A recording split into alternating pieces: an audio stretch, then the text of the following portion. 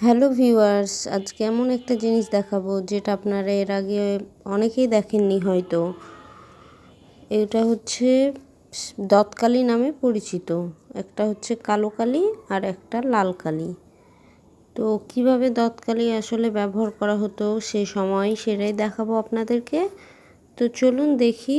এই যে কলমটা খুললাম, এখন দেখতে পাচ্ছেন এই জায়গাটা আসলে কেমন হয়ে আছে। এটা কিন্তু আর এখনকার ব্যবহৃত ৮-১০টা কলমের মতো নয়।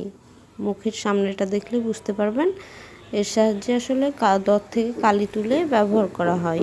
তো কলমটা খুললে আমরা দেখতে পাবো।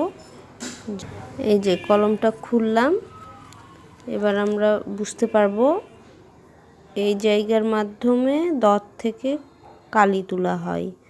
কালি এভাবে তুলে নিয়ে তারপরে লিখতে পারবো। আবার যখন কালি শেষ হয়ে যাবে আবার আমাকে এভাবে কালি তুলে নিতে হবে, এখানে চাপ দিয়ে তারপরে আটকে আবার লিখতে হবে। সেমভাবে এই কলমটাও ক্ষেত্রেও একই। এই যে এটার সামনেটা দেখেন, সামনেটা কিন্তু অন্যরকম, এর মাধ্যমে কালি তোলা হয়। কলমটা খুললেই দেখতে পাবেন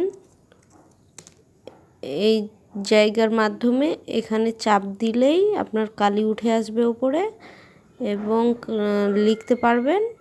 আবার কালি শেষ হয়ে গেলে আবার কালি তুলে লিখতে পারবেন। আজকে এখান নেই। আল্লাহ হাফেজ।